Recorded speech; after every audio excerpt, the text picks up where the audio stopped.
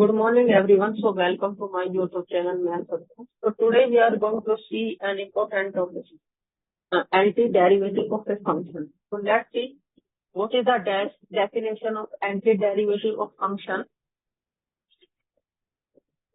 So let's start today's topic now.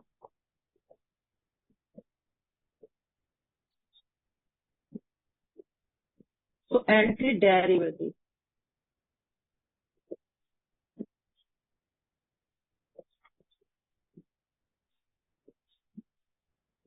Let I be subset of R. Very often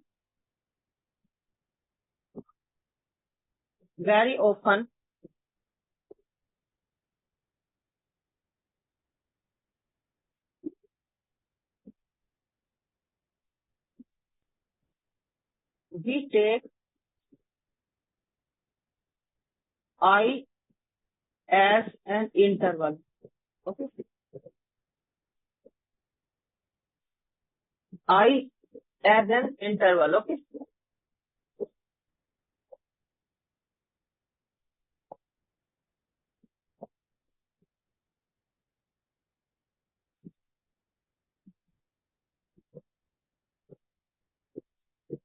Okay.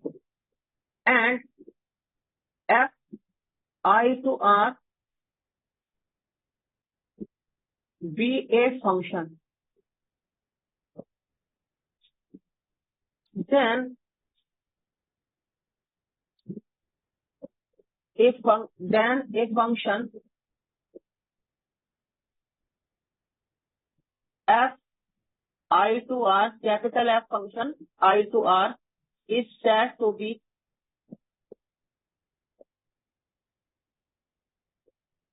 antiderivative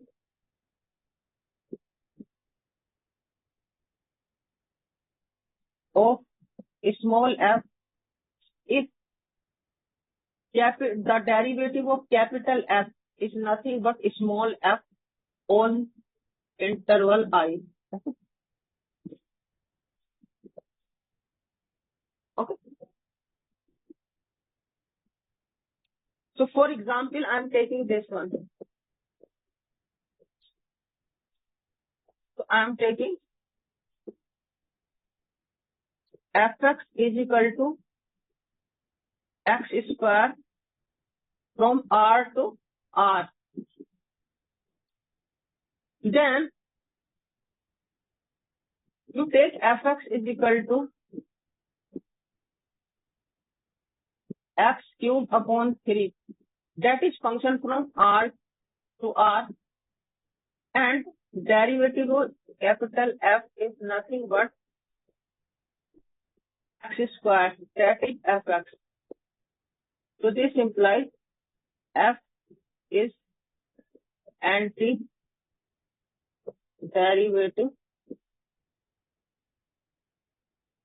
of f on R. Okay. So it is second example. You see that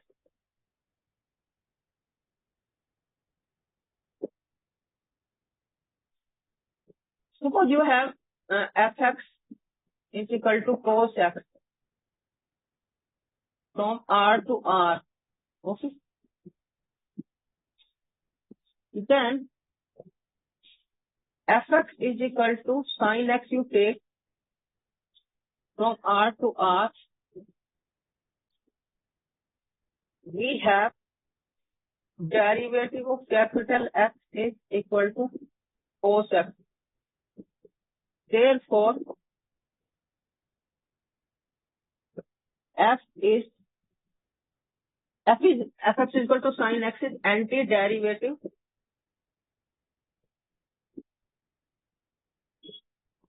of fx is equal to cos x. It means fx. Okay.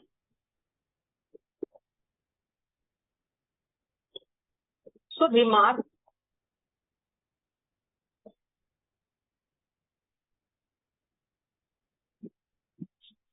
if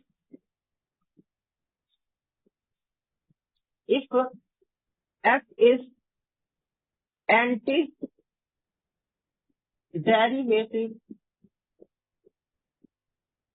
of F, then Fx Fc x is equal to F plus C is also antiderivative of F, because what is the derivative of Fc? It is nothing but derivative F, because derivative of constant is always okay, because derivative is F. Therefore, Fc, you add any constant, C, it is antiderivative for any constant C belongs to R. Okay. So that is one remark. Second remark is that antiderivative function is differentiable function, because we are taking derivative. Antiderivative function is antiderivative function, capital F, is a differentiable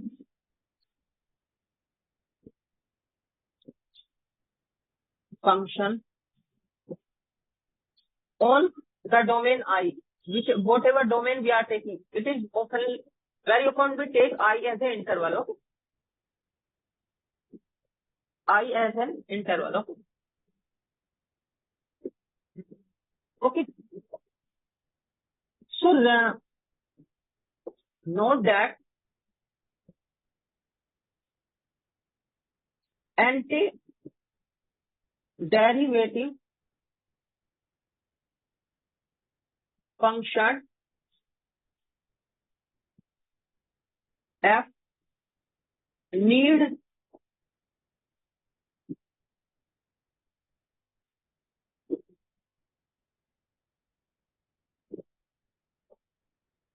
the antiderivative function F need not to be continuously differentiable.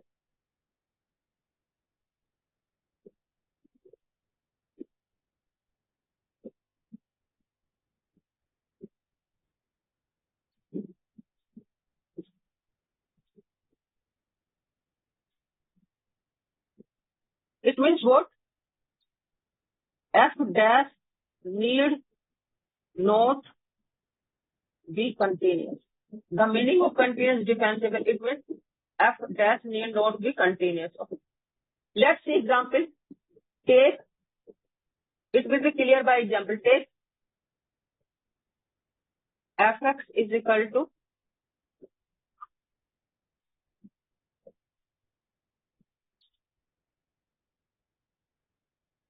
x square sine 1 upon x if x belongs to open 0, 1 closed interval. Okay.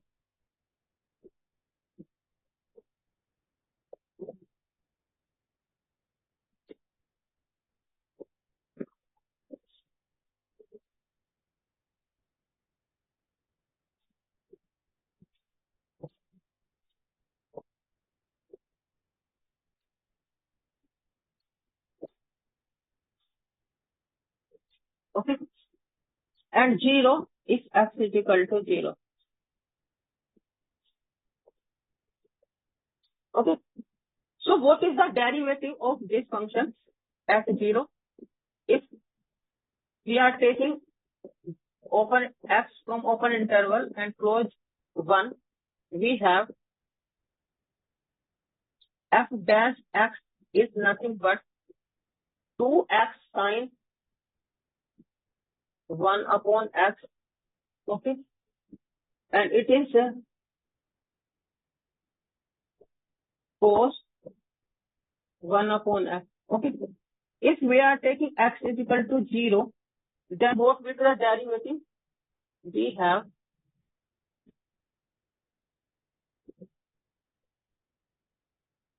we have f dash 0 limit x tends to 0 plus f minus f 0 upon x minus 0. So what is this limit x tends to 0 plus, this is nothing but x sine 1 upon x, and that turns out to be 0. Okay. Okay. So it means f is differentiable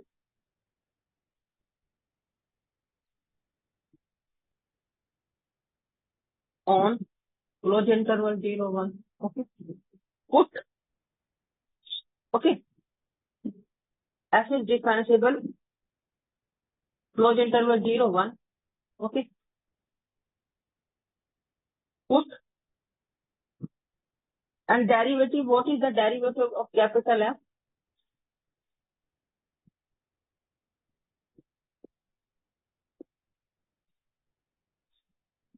And derivative of capital F is nothing but 2x sine 1 upon x, and this is cos 1 upon x. So we should write, this is minus cos 1 upon, this is minus if x belongs to open 0, 1 close, and 0 if x is equal to 0. Okay. So this function put f is equal to capital F. Okay. Then f has antiderivative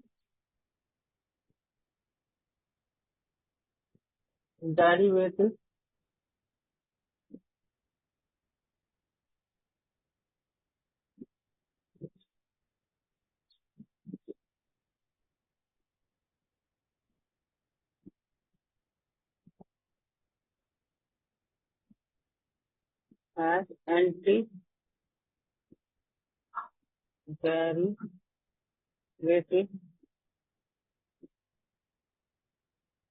capital F on closed interval 0, 1. But you check that f is not continuous, because what is f? Small f is capital F dash. Okay. But capital F dash, but f is equal to f dash is not continuous at x is equal to 0, because you have, when you take limit, because limit at x tends to 0 from right do not exist, because cos 1 upon x is there. The value will oscillate. You will get so many values. So limit is unique. So right hand limit will not exist. Okay. Because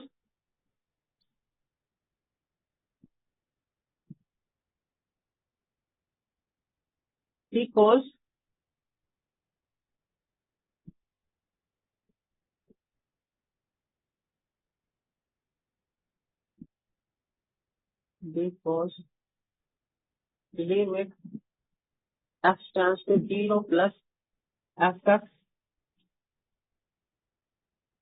does not exist. Okay. Hence,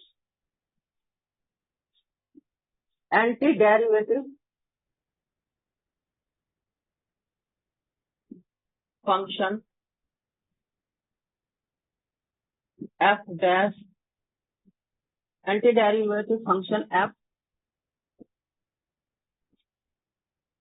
need not be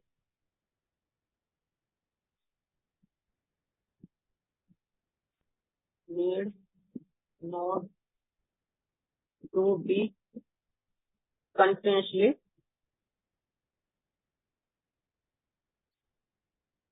differentiable. Okay. Now there is a theorem. Next theorem is, let f close interval AB to R be a continuous function. Okay. Then f has antiderivative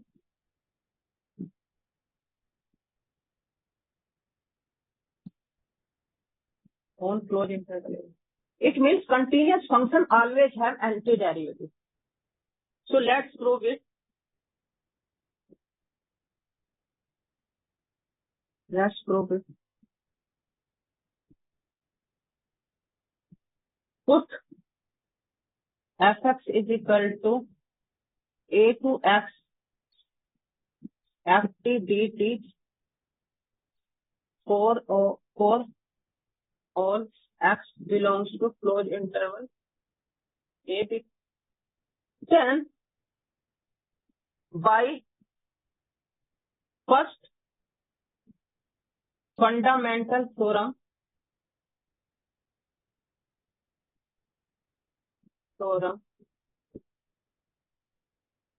of integral calculus, we have f dash x is equal to small x on closed interval AB.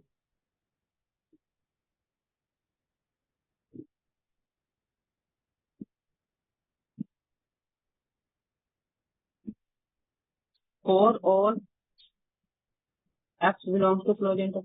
It means f dash, capital F dash is small f on closed interval AB. Okay. Hence,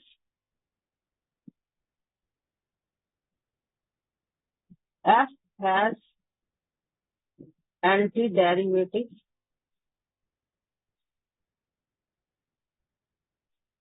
on closed interval AB.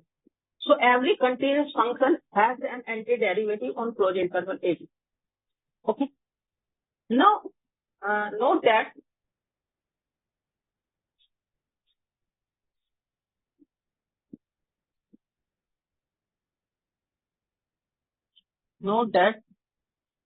remark, you can take remark, every function needs not to have antiderivative.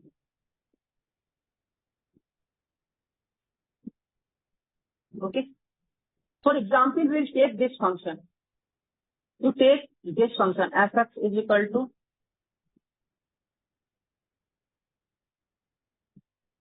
this is 0 if we are taking minus 1 and 1 if x greater than 0 and less than equal to 1. Okay. So f is Riemann integrable over closed interval AB because it has point of discontinuity, that is 0. So it has only one point of discontinuity, that is x is equal to 0. So f is Riemann integrable. Note that f is Riemann integrable on minus 1 to 1 closed interval. Okay. Because it has only one point of discontinuity,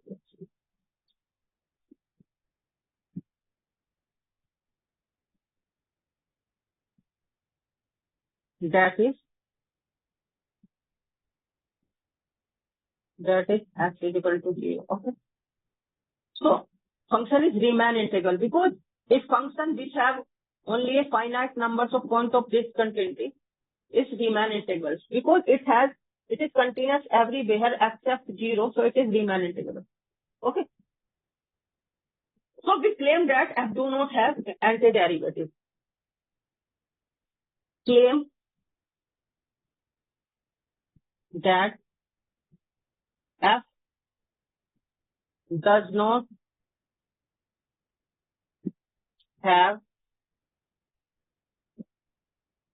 antiderivative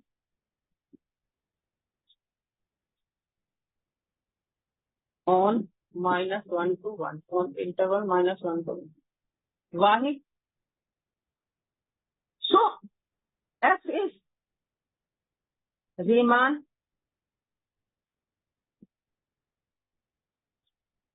okay. So we assume that we will prove it by contradiction.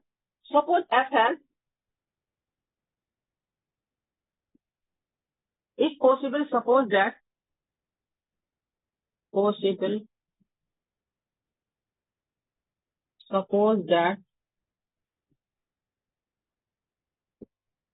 f has antiderivative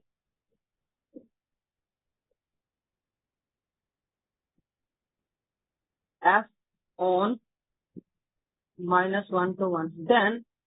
Then what will happen? We have capital F dash x is equal to fx for all x belongs to -1 to 1. Okay.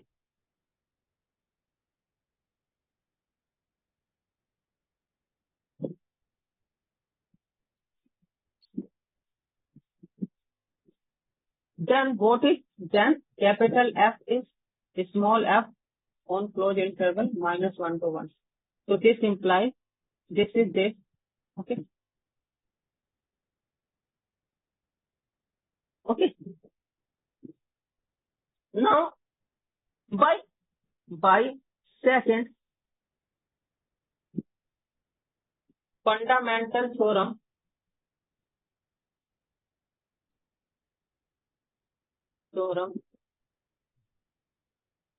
of integral calculus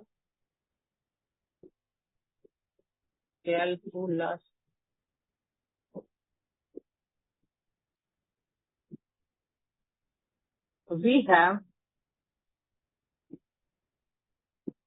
second fundamental theorem integral calculus. What we have?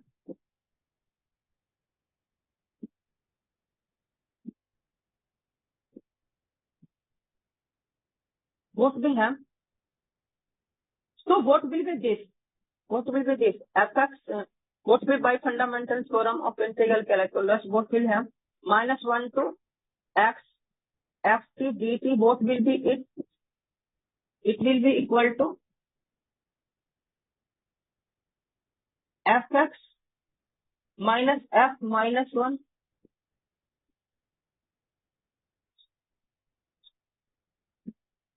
Okay. It will be this by fundamental theorem of second fundamental theorem of integral calculus. But what is this? So let's say it 1. Now, what is this minus f x ft dt? What is this? This is nothing but, what will be this? It will be 0. If we are taking x up to this, okay? And it is just x if x lies in this range. Okay. You see, small f again. Okay. What was that? It was this. Okay.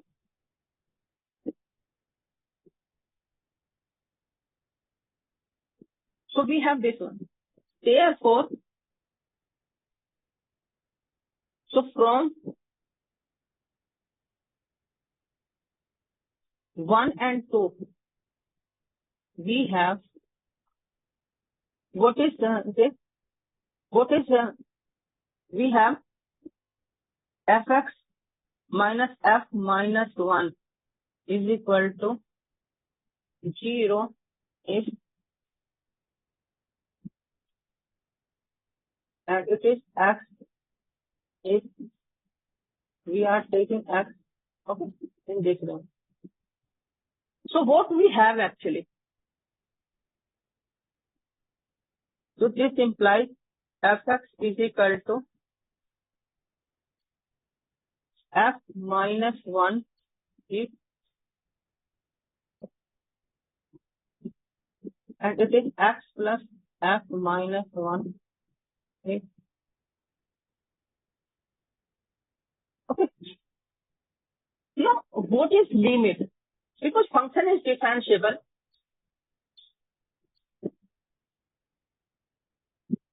Because function is differentiable,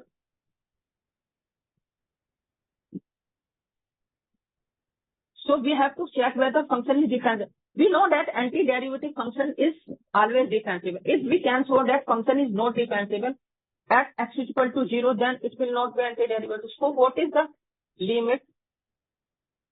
X tends to 0 plus fx minus f0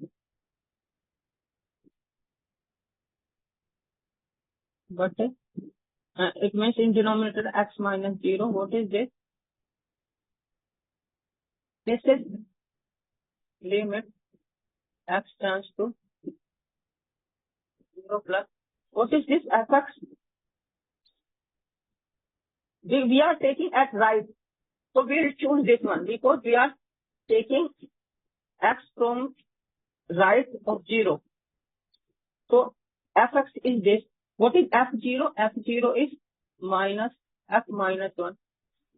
X minus 0. So this is cancel out.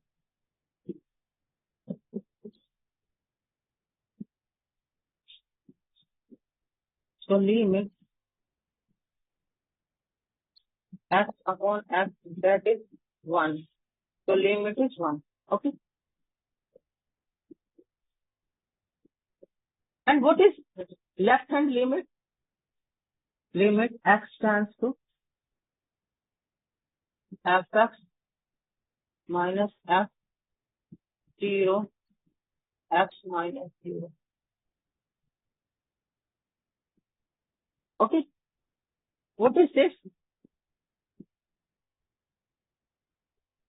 So from left, what is fx? Fx is always. What is this?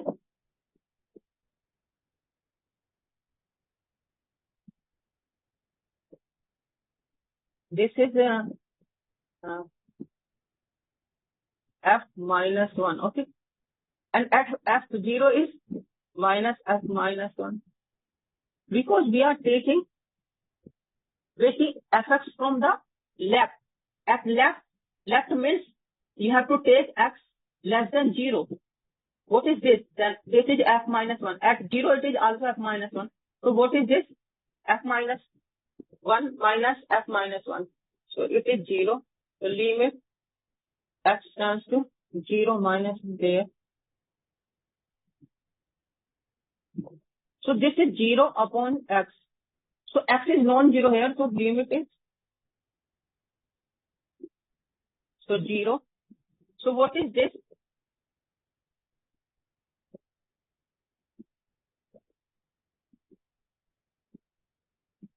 Okay. We have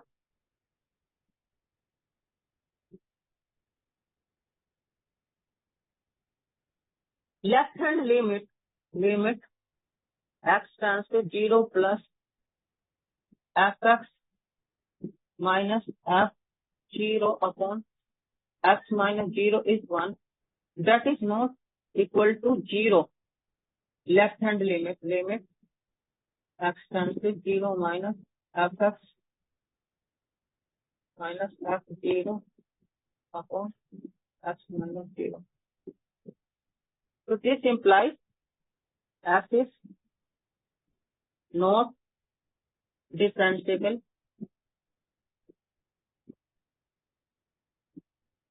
at x is equal to 0, which is a contradiction. Which is a contradiction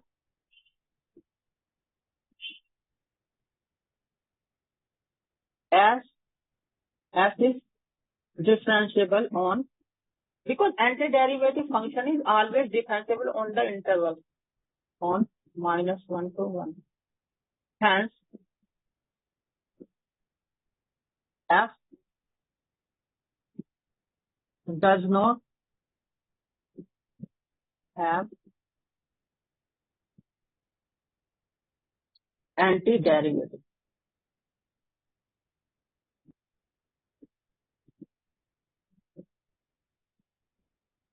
on -1 to 1 closure. Okay.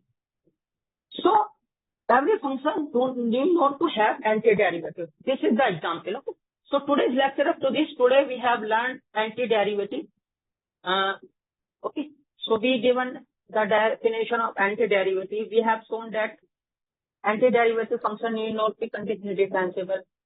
And we have proved that if you have a continuous function on a closed interval a, b, it always have an antiderivative. Okay.